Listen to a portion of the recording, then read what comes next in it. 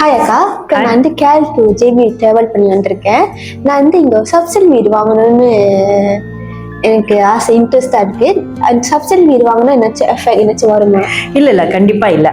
என்ன கேட்டிங்கனாக்கா, சப்சேல் வீடு வாங்குறது நிறைய அட்வான்டேஜஸ் இருக்குது. ஓகே, ஃபார் எக்ஸாம்பிள் என்னன்னாக்கா, இப்போ நீங்கள் ஒரு வீடு வாங்கும் போது நீங்கள் எப்படி அந்த வீடை போய் பார்க்குறீங்க, அதே மாதிரி ஃபிசிக்கல் கண்டிஷனாக நம்மளுக்கு கிடைக்கும். ஒன்று இல்லைனா கூட சில ஓனர்ஸ் சில ஓனர்ஸில் வந்து கண்டிப்பாக நம்மளுக்கு வந்து ரொம்ப மேஜரா இல்லைனாலும் மைனர் ரெனோவேஷன் கண்டிப்பா செஞ்சு கொடுப்பாங்க. அல்ல செஞ்சு கொடுப்பாங்க, இல்லை ஆல்ரெடி ரெனோவேட் பண்ண வீடா கூட நீங்க வாங்கலாம். ஓகே, அப்புறம் ரெண்டாவது வந்து அந்த வீடோட market value, actual market value வந்து நம்ம செக் பண்ணலாம். ஏன்னா நம்மளுக்கு எக்ஸாக்ட் லொகேஷன் தெரியும், வீடு கண்டிஷன் தெரியும்.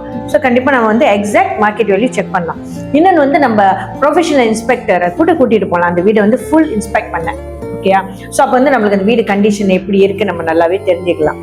அடுத்தது வந்து நீங்க பாத்தீங்கன்னாக்கா, நம்ம வந்துட்டு இந்த வீட்டோட விலை கொஞ்சம் அதிகமா இருக்கு, ஸோ கொஞ்சம் நிகோ பண்ணா ஓகேவா இருக்கும்னு நினைச்சீங்கன்னாக்கா, நம்ம டைரக்டா அந்த ஓனர்ட்டையோ ஏஜென்ட்டையோ பேசிட்டு நம்ம அந்த வீடை வந்து கொஞ்சம் விலை குறைக்க சொல்லலாம்.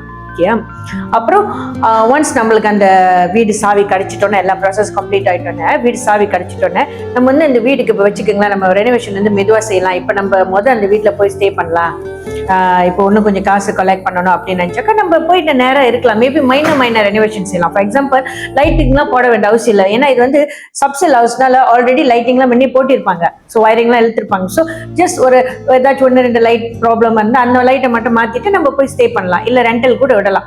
அந்த இப்போ ரெண்டல் கூடலான்னு சொல்லலாம். அந்த மாதிரி அந்த ரெண்டல் கூடும்போது அந்த இன்கம் வச்சு கூட நம்ம வந்துட்டு இந்த வீட்டுக்கான மாச பேமெண்ட்டை கட்டிடலாம். ஸோ அது மூலியமா எவ்வளவோ அட்வான்டேஜஸ் இருக்கு.